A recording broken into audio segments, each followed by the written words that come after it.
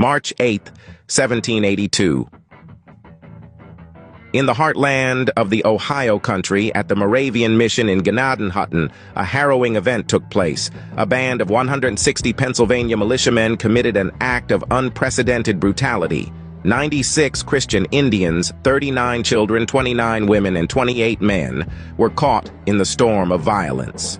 Unarmed, praying, singing, they knelt, oblivious to the fate that awaited them. From behind, their skulls were hammered with mallets, their lives extinguished in a blink. Despite the heinous nature of the massacre, there was no official punishment or legal action taken against the Pennsylvania militiamen involved. All right, Shalom. We are the Hebrew Israelites from the Indianapolis branch of the Great Millstone. We're here to give all praises, glory, and honor to Yahweh, Ba'ashem, Yahushai, Ba'ashem, Rakakwadash. Double honors to our apostles and elders of Great Millstone who rule well and teaching us this 100% truth. Salutations to them and our fellow Akim who labor in this truth week in and week out on the highways and byways. Also salutations to the hopeful elect of the scattered 12 tribes of Israel, scattered to the four corners of the earth, that be like unto the speckled bird, also known as the Israelite foreigners, and you so-called Negroes, Latinos, and Native Americans. To you, we say Shalom. Shalom. All right. Today, again, is yet another installment of our camp series called For Thy Violence Against Thy Brother Jacob, where we go into the historical atrocities that Esau, Edom, the so-called white man who is called the wicked in the scriptures according to Malachi 1 and 4, the terrible atrocities that he has committed against the children of Israel, both northern and southern kingdom. All right, but before we get into this article that's on the screen, I want to audibly declare fair use, as we did use a YouTube short as part of this video, and declaring fair use according to the reasons stipulated therein of the Copyright Act of 1976. All right, so without further ado, we'll get into our opening scripture. Book of Obadiah, verse 10. It says, For thy violence against thy brother Jacob, shame shall cover thee, and thou shalt be cut off forever. Yep, it says, For thy violence against thy brother Jacob. Now, ultimately, the Lord is speaking to Esau, Edom, the so-called white man. Okay, because ultimately, that is Jacob's older brother. When you go back to the story in Genesis 25th chapter, all right, they were twins, and Esau came out first and Jacob came out second. You see, but we understand that this hatred, it goes all the way back, okay, to that time period. Yep. Because even when Isaac was getting ready to go back to the spirit world, Esau had purpose in his heart that he would slay his brother Jacob. Yep. You see, and we've seen that hatred carry out throughout all the generations, man. All right, most notably, all right, slavery. All right, but there's a lot of other different things. We've gone into a lot of things in this series that we've been dealing with. All right, but ultimately, we haven't even scratched the surface yet. Yep. There's a lot of things that we don't know about. But as the scriptures say, hey, the Most High hath remembered her iniquities. We read Revelation 18th chapter, her being Babylon, right? So ultimately, we understand that the Lord has all of Esau's sins are in remembrance, okay? And ultimately, Esau, he's getting ready to reap his wickedness, man. Yep. And the Lord is going to recompense him according to all his wickedness, man. All right, yeah, and it says, read that scripture again. Yep. It says, Obadiah, verse 10, For thy violence against thy brother Jacob, shame shall cover thee, and thou shalt be cut off forever. And that's what's happening right now. Their shame is covering them. Everything that they've done in history is coming up. It's like everybody knows who the real enemy is. Even though it's still propagandized that Jake is the worst thing since creation, but everybody is seeing that the so-called white man is truly the devil of this planet, and you seeing it right now with this Trump guy, when it says they're going to be cut off forever, and that's ultimately what is going to happen. All right, we know through the scriptures, once this kingdom is translated, they're going into slavery. You quoted Revelation 18. They're going into slavery twice as long and twice as hard, and then ultimately, as it says in the same chapter from the opening scripture, Obadiah 18, they're going to be rounded up, and done away with forever, to never exist again, ever. All right, go ahead. It's the book of 2 Thessalonians, chapter 2, verse 8. And then shall the wicked be revealed, whom the Lord shall consume with the spirit of his mouth, and shall destroy with the brightness of his coming. And the spirit of his mouth is the prophets. You know, as the scriptures say, the Lord doeth nothing; He revealeth His secrets unto the prophets. Service the prophets. Yep, and serves the prophets. And then in Luke 1:68 through 70, He says He has spoken by the mouth of the prophets since the beginning. Okay, so yeah, they're being revealed and being exposed, and they can't stand it. You know. They want to say that the immigrants is a real problem, but no, it's these prophets out on the highways and byways, and if you notice, you know, as these immigrants are protesting, you know, you don't see any cops in riot gear in full force like they are when stuff happens to Jake. Their target is Jake. All right. Yep. Last verse. Even him whose coming is after the working of Satan with all power and signs and lying wonders. And that him is Esau Edom, the so-called white man who is the devil, according to the scriptures. You know, the wicked, according to Malachi 1:4. Yeah, this devil has, you know, he's really about to show now, because as the scriptures say, Revelation 12:12, he knowing he had a short time, he's going to come down with great wrath.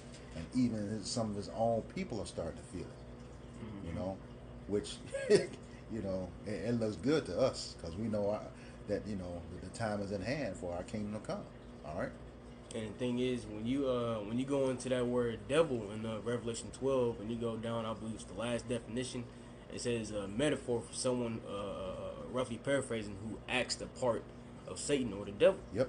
And that perfectly lines up with the scripture that the brother Baraj just brought out, because it says what, whose work is after the coming of Satan.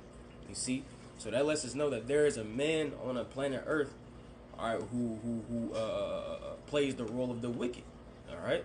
And when you do the process of elimination, all right, it could be none other than Esau Edom, the so-called white man. Okay. Yep. But this is Habakkuk chapter 2 and verse 16. It says, "Thou art filled with shame for glory. Drink thou also, and let thy foreskin be uncovered." You see, so this is dealing with Esau Edom, the so-called white man, all right, being exposed, right? It says, "The cup of the Lord Yahweh's right hand shall be turned unto thee, and shameful spewing shall be on thy glory." You see, so ultimately, all of Esau's wickedness is coming out, and you see it a lot of times where Esau tries to slander, you know, people from other nations, and what do? They fire back and dig up Esau's dirt. Well, you so-called white people, y'all know him for doing this back in year X, Y, and Z. You see? So ultimately, Esau Edom, as we're speaking, man, really he has no respect amongst the nations, man. Nope. Okay, and that shame is being seen. You see, the Lord is turning our Esau's glory into shame. Which is why, really, man, in the grand scheme of things, man, none of the nations really respect them. Nope. You know? And you're seeing that now.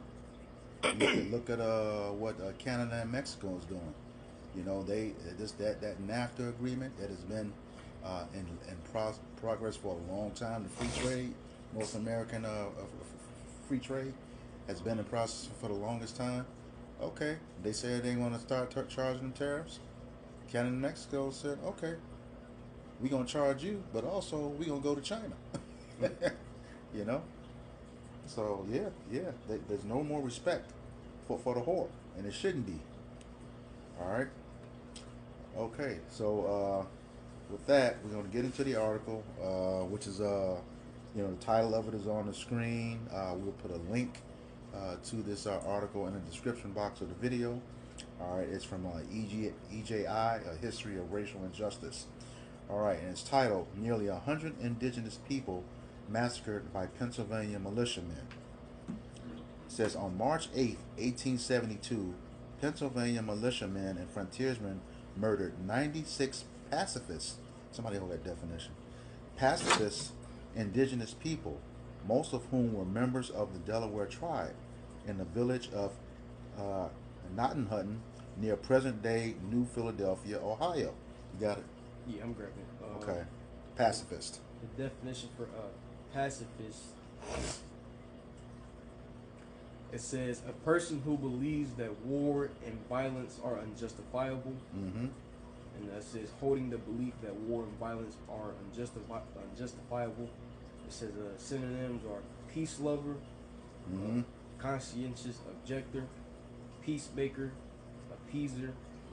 That's pretty much it. So yeah, and one thing, and when he just said, Yahweh Shai said, "Blessed are the peacemakers," right? Just kind of showing that the spirit of this native tribe, to show you that they had the spirit, that to show that they were the children of the Lord, right? Because you know naturally, man, the nation of Israel, they really not no shit stars. No. If we being honest, man. Yeah. And that's really Esau, starting stuff, with Israel because of that perpetual hatred. So when we go further into this story, you'll find that it just stated that these people already had the ideology or the mindset of we don't like war, we don't want to do anything with fighting or war, and that we pretty much just want peace amongst people, right? And so now you're showing the type of mindset of a man that will come against this type of people when we read further. Go ahead, what you got? Just real quick, 2nd Ezra chapter 11 verse 42, it says, "For thou hast afflicted the meek, thou hast hurt the peaceable. Thou hast loved liars and destroyed the dwellings of them that brought forth fruit. And hast cast down the walls of such as did thee no harm." See? And that goes into the violence that, Esau, Edom, so-called white man, has committed against Jacob, man. Are you 12 tribes, you so-called Negroes, Latinos, and Native Americans, which when you go into 2nd Ezra, the 11th chapter, that's dealing with the ancient Roman Empire, but hey, who were the Romans back then? Edomites. Yep. Who are we under today? Edomites. Yep. See, so these are the same people coming back, man. Which is the revived Roman Empire, according to the scriptures. But just making a point, they murdered a peaceable people, and just to further prove this scripture, Yahweh Shah said that I have a sheep that are not of this fold. He was talking about the northern kingdom that was already over here in the Americas, and what did he call them in 2nd Ezra 13? Peaceable multitude. A peaceable multitude. All right, he called them a peaceable multitude. So these are some devils here. All right, these people they didn't like war, and it's gonna get into the story on what they did. Oh, that's why when Habakkuk the 2nd chapter, it goes into like the nature of Esau. It says whose desire is as hell and is as death. Yep. You see, so wherever Esau, Edom, the so-called white man goes, death follows him. Yep. And ultimately that goes back to him having the blessing of the sword, man. Yep. Hey, I have this made me, I thought about this because because they push out, about bullying, right? And I just looked up. This spirit that had me look up bully because he has the power in his hand and he's run the whole world. He's been a complete bully, to the nation. And looked up bully. It says a blistering, browbeating person. It said especially one who is habitually cruel, right? And we say that it says the scriptures talk about envy not the oppressor, and choose none of his ways, for the froward is an abomination to the Lord. And you look at that froward, it talks about being habitually disobedient, right? And of course, he's habitually cruel, insulting and threatening to others who are weaker, smaller, or in some way vulnerable. So you're going to see that these people they didn't have no might in their hands. They had no guns or nothing to fight back. We know that his blessing is a sword, and so he has the power. What the scripture say, when the power is in thy hands, right? And then it says to treat someone in a cruel, insulting, threatening, or aggressive fashion, to act as a bully toward. So these violence against our brother Jacob is clearly showing you like who the true bully, who the wicked is. They will take a complete advantage of you in your most vulnerable time. What's that Hebrew word for bully? Matazaya Kwa. Hey, you know what? I was thinking about that when you brought up bully. If the elder, I see this. Inside joke. Yeah. Okay. So, yeah, all right. We'll get back into the article. It says the members of the Pennsylvania militia, led by Captain David Williamson, were seeking revenge for alleged raids by Native Americans in the area. And this is a recurring thing. It's always alleged, nothing definite, which means a lot of times they did it. Problem, reaction, solution. They caused it. All right, and that's what we find out. All right, it says they arrived at the houses of a group of the Delaware who were not responsible for the alleged raids and had remained neutral in the conflict between the U.S. and the British. Nevertheless, Captain Wilson's men feigned friendliness, disarmed the members of the tribe, and confined the indigenous men in one building and the women and children in another. Divide and conquer. It says the soldiers held a vote on whether to execute those captured. Out of over 100 soldiers, all but a handful voted in favor of killing them. Says Precept. go ahead. It's the book of let me jump up one. I always like to go up just in case real quick. I got one too. Verse 8. This is going straight to the point. He sitteth in the lurking places. Psalms 10 and 8. I'm in two. You're at 2? Yeah. Psalms 10 and 2? Well, that's what I was going to. You might as well pull it out. Yeah. Okay. Yeah. Psalms 10 and 2. Says the wicked in his pride doeth persecute the poor. Let him be taken in the devices that he have imagined. Yeah. So ahead. it gets so bad. You know, this is I think our 91st will be our 91st video, and you see the redundant pattern, how they just just sit there and just persecute us just because they can, you know. And it's saying, hey, you know, let this stuff fall upon them, and it is. Quick precept. Yeah. Yep. Oh, it says for the wicked boasteth of his heart's desire, and blesseth the covetous whom the Lord abhorreth. Yeah, he says for the wicked boasteth of his heart's desire. You know, we're gonna kill him, even though we know that they didn't do anything. We're gonna kill him. And he said he blessed the covetous. You know, that's the thing. He blessed those that are greedy, and that's what it was. They didn't have what they wanted, so what they do, they take, rob, not kill, rob, and spoil the peaceable people. Okay, which is, you know, hey, like I said, the Lord abhorreth, or the Lord detests. All right. Hold on, I think I got something. Keep going real quick. Read the next. You got it in front of you? Yeah. Go ahead. Verse 4. The wicked, through the pride of his countenance, will not seek after Yahweh, Ba'ashem Yahushai. Yahweh Ba'ashem Yahushai is not at all in his thoughts. So this dude does not consider. They call themselves Christians. They know it's a life for a life when you murder people like that, okay? But don't consider it. You know, they don't think it's going to happen to them because of the powers in their hand, as we were just talking about earlier. And you know what the reason why they don't consider Yahweh Ba'ashem Yahushai is because ultimately when you go into the mindset of Esau Edom, so-called white man, or he has a God complex. He thinks himself to be Yahweh Ba'ashem Yahushai. Yep. All right, Esau Edom, so-called white man, thinks that there's none other than him. Okay, but we know, right, that in the coming days that also like the Lord did with ancient Pharaoh, how the Lord hardened ancient Pharaoh's heart, that the Lord could show his power. The Lord is doing the same thing all over again with modern day Pharaoh, Esau Edom, so-called white man. You see, because we quoted it earlier, the earth is given to the hands of the wicked. Okay, but Esau Edom's heart, his mind is so hardened that he believes that he's got it off his own strength, his own wisdom, which you can read about that in Isaiah the 10th chapter. All right, but the Lord gave you all these things for prophecy's sake, man. You know, and the Lord's getting ready to strip it from you. Yep. Let me bring this out real quick because this is going into when you said he lurked privily, right? Will you read that again in 2? Wait, was it 2?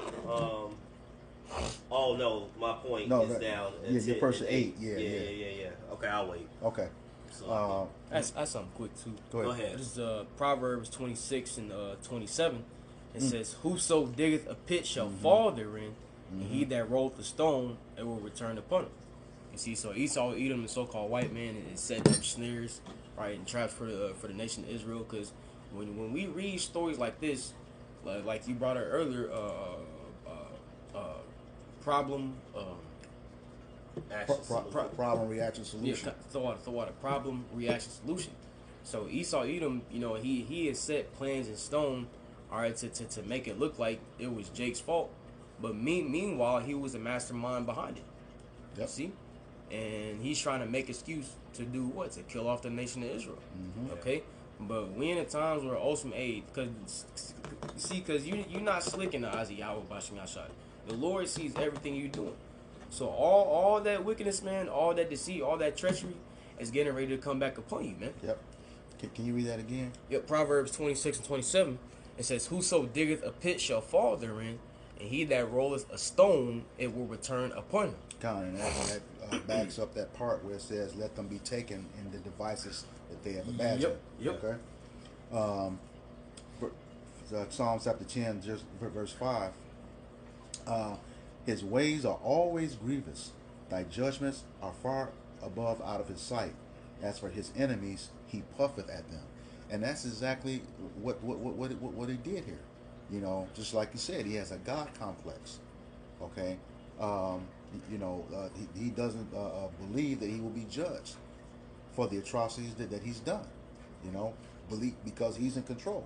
And he says, as for his enemies, he puffeth. I'm not worried about them. Poof, what are they going to do? We got the power. That's the way he is. All right. He says, and because he has the power, he says, he have said in his heart or his mind, I shall not be moved, for I shall never be in adversity.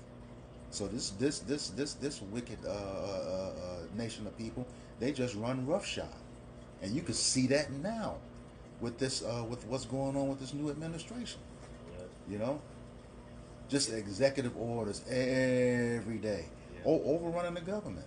And when you go further into that, puff it up, it's just being swelled up with pride. Yeah. Be inflated with pride. Yeah. So it's like he's doing all these things into the people, and no harm has come unto him. Yeah. He is but not of course, in trouble as other men. He's not in trouble as other men. He has everything at his beck and call, and like the Lord said, it's as if you as one of, what did he say? How it go? I'll grab it. Yeah. So he's in this God like complex in his mind that everything that he does, it actually happens. He knows that the wickedness that he's done, and nothing has come back unto him. So let's just build him up in pride. Go, you got it? Yep. Oh, yeah. This is Psalm chapter 50. What can an enemy do unto him? Like we know that he has all the power. There's nothing that we can do against him, and no other nation. That's why the Lord said and we brought out the 2 Thessalonians that he when you go up a verse or two, he says he will let the Lord is allowing him to do these things until he take him out of the way, because again he said I have made the wicked, the Lord have made all things, yea, even the wicked, for the day of evil. So this is going to be the time in which he's going to allow him to build up that tab and that pride, because like he said, in that day, the Lord alone shall be exalted in that day. So when he returns, all pride is going to be made low. He that humble himself shall be exalted, but he that exalted himself shall be abased. And that's what he's done. He's exalted himself in a thing in which Yahweh Shai has allowed him. Yahweh Bashim Shai has allowed him to build himself up in. So it's like so he's, again, like you said, he that diggeth a pit, he shall fall therein. He that rolleth a stone, the stone shall fall upon him. You got it? Yep. It says Psalm chapter 50 and verse 21. It says, "These things hast thou done, and I kept silence. Thou thoughtest that I was altogether such and one as thyself, but I will reprove thee and set them in order before thine eyes." Yeah. So again, he's kept silence because there's the prophecies have to be fulfilled. Precept. And now what he's doing, he's telling them, I'm setting the men up right before you, and you can't touch them. Right? So now you got the men on the highways, the byways, doing the video epistles. They're teaching and preaching the coming of the Lord. And when he returns, then he's going to, when that is accomplished, is be fulfilled, then the other portions, one jot, one tittle, right? One iota, like everything, even the smallest points are going to all be fulfilled in his word. And then he's going to return, as far as the prophecies. He's in part of the prophecies, because he is the spirit of prophecy. He's going to return, and he's going to bring down this wicked kingdom. Yeah, I just wanted to back up. up. Go ahead, and then we're going to go back into that. In the article, just to back up on what you were saying, that he set things in order according to prophecy, and it has to happen in that order. This is the book of 2nd Ezra, chapter 4, verse 37, and it reads, "By measure hath he measured the times, and by number hath he numbered the times, and he doth not move nor stir them until the said measure be fulfilled." So every instance in this world, including every time you blink, had its appointed time to happen. Likewise, so does the rulership of Esau, Edom, and what he has to do to bring, to usher in the new kingdom. Because he has a bounds that he cannot pass. So of course, his time. That's why it tells you when he seen the prophets come, out. It says, "Woe unto the inhabitants of the earth and of the sea." For the devil's coming down unto you, having great wrath, for he knoweth that he hath but a short time. If I, paraphrase that, or did it verbatim, roughly paraphrasing, So he knows that the prophets are out on the streets. There's a scripture you just brought out. It said, "I'm gonna set them up before your eyes."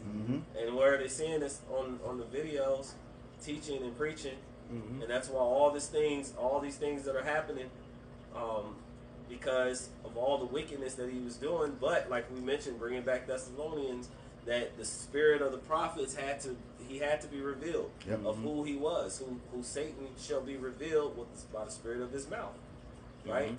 And now that he's being revealed, when all the destruction's happening, the storms, the pestilence, the famines, the mass death, they said this is for the wicked unto destruction. So those that join hand in hand, they're going to fall into it as well. But this is for the wicked, Esau, Edom, and all these things that are happening. The prophets are saying this is why, because for one, you took a peaceable people. In your past, when you thought that you puff it up, you thought that, hey, nothing will ever happen. You took pictures, you documented it, everything that you did, because it's going to tell you when we read it, you scalped them. It was children. It was more children than any, right? And we know what the scriptures say about, whoever perished being innocent. But we also understand that you helped forward that affliction upon our people. And because of that, you're going to get your just due. Yeah. Did you want me to continue the verse? Yeah, real Psalms? quick. Okay. Yeah, I wanted 8 in there. Okay. Psalms 10, verse 7. "His mouth is full of cursing and deceit and fraud. Under his tongue is mischief and vanity." Yeah, so again, he comes with with the peaceable words, but war is in his mouth. Though his words be smoother than butter, war is in his heart. So everything in which he approached before the masses of people, however he speaks, he dissembleth. What it tells you in Proverbs 6, he dissembleth with his lips. So he comes, but it's all deceit. So he comes with the way, with the words speaking beautifully. He's talking one way. They called it a forked tongue. If you look that up real quick. So he's speaking with a forked tongue. So he's speaking and it sounds good, but then the very moment he says, "Hey, we're doing this inclusion," and then before you know it, DEI and all of that's being all destroyed. Or he's talking about the very moment he starts to sign executive orders saying we need to get these start to deport in ICE, but then it's been mainly the tribes, the Northern Kingdom tribes being greatly affected by it. When you had thousands, like Elder Malcolm brought out, you had thousands of others, and you've made the point as to why. But you have other immigrants and those who migrated. Actually, just now I came across something where it was stated that Trump was actually, and I know it's like going too, I don't go too far, but Trump had mentioned that he's going to start the so-called whites that were in Africa, South Africa, Africa, he's going to start to allow them to seek refuge here in the Americas, along with the Ukrainians. Exactly. So now you're going to see that's causing division. The scriptures talk about that there's going to be a thing because you're dealing with them a certain way, the Northern Kingdom a certain way, the Hispanic tribes, but then you are dealing with another people who you're more closely tied to a certain way. And so they're showing that division. The scriptures talk about that and that infighting, amongst the people. So it's just, these are also part of the prophecies. But let's get back to the slide. Okay. Psalms chapter 10, verse 8. And it reads, He sitteth in the lurking places of the villages. In the secret places doth he murder the innocent. His eyes are privily set against the poor. So now that's the point. When we go back into the read, right? But I want to get this real quick. Proverbs chapter 1, verses, and I'm going to read it really quick. Verses 10, he says, My son, if sinners entice thee, consent thou not. If they say, Come with us and lay wait for blood, let us lurk privily for the innocent without cause. Right. So they had no dog in the fight. They was trying to keep things neutral. We don't want no parts of any of y'all fighting. We don't even believe in fighting. We want to be at peace. This is the mindset of Esau Edom. Yeah. It says, let us swallow them up alive as the grave, and whole as those that go down into the pit.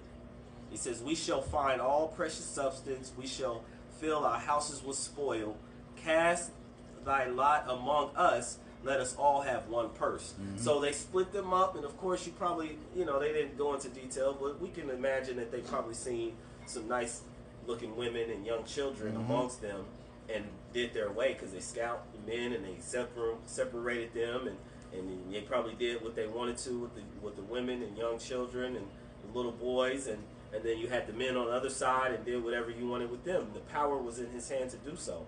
And so, of course, they probably cast like, hey, I want her, I want him, hey, I could use, right? And then whatever substance they had, they split it amongst them, We can kind of, because that's the mindset of them, right? The land, oh, this is nice land, right? Because, again, they covet fields and take them by violence. This is just what they do whenever they come. The Lord said, John 10:10, the thief cometh not but to steal, kill, and destroy. So what more when he comes, right? He says, but I come that you should have life and have it more abundantly. So when Yahushua comes, he's going to give the true children of Israel, the elect, starting with 144,000, then the innumerable multitude, life and life abundantly, where there will be peace and no war. All right. Well, we got to keep in mind too, this is the U.S. against the British. So these are pretty much Edomites against Edomites. Yeah. Okay. And they were looking to take them out. This is Sirach 14:5. It says, He that is evil to himself, to whom will he be good? He shall not take pleasure in his goods. So the thing is, if they evil to each other, they trying to fulfill that long-lasting attitude, that perpetual hatred that they had towards Jake. He would not take pleasure in his goods. They could have had them as servants, spared their lives, whatever. But no, they slaughtered them. Yeah, let's continue that reading. Yeah, all right. Yeah. Here we go. Back to the read. This is going back to the article. It says, informed of the impending execution, the captured indigenous people spent the night praying and singing hymns. The next day, the militiamen bludgeoned them to death and scalped them. Children made up the largest group among those killed. The militiamen then burned the bodies together with the village. Only 2 children escaped alive. The Gnadenhutten massacre has been called the greatest atrocity of the Revolutionary War. When the U.S. Congress learned of the incident, it ordered an investigation. However, the investigation was soon called off due to the concerns an inquiry would produce a confusion and ill will amongst the people. What's that say? Call for an investigation. They say that's the same spirit today with these Edomite cops in their whole system. We've investigated ourselves and not found a problem. That's the same thing they do today. Okay, whose possessors slay them and hold themselves not guilty. All right, Zechariah 11:5. Got anything? Yep. Well, let's end on this here. It's Okay, the got it. book of Galatians, chapter 6, verses 7 and 8. It says, "Be not deceived, the Most High, Yahweh, Hashem Yahushai, is not mocked. For whatsoever a man soweth, that shall he also reap." So the things that he's putting out into the world, things you put out into the world, whether it be as a nation or as a people, a person, you're going to receive a recompense, a payback. It says, "For he that soweth to his flesh shall of the flesh reap corruption," and that's what this was an example of. It says, "But he that soweth to the Spirit shall of the Spirit reap life everlasting," and that would be of course, the elect that's sowing to the Spirit of Yahweh B'Hashem Yahushai, believing in His word and sticking to it to the best of their ability, with this true faith in Yahushai. So if there's nothing else, all right. So we like to end by giving first and foremost all praise, honor, and glory to Yahweh B'Hashem Yahushai B'Hashem Rakakwadash. Double honors to the apostles and elders of Great Millstone. Peace and salutations to the hopeful elect scattered throughout the four corners of the globe. And we hope that, again, that this lesson was edifying, uplifting, exhorting, or alarming of some sort to the elect body of true believers. But before we end, I'd like to all say Shalom. Shalom.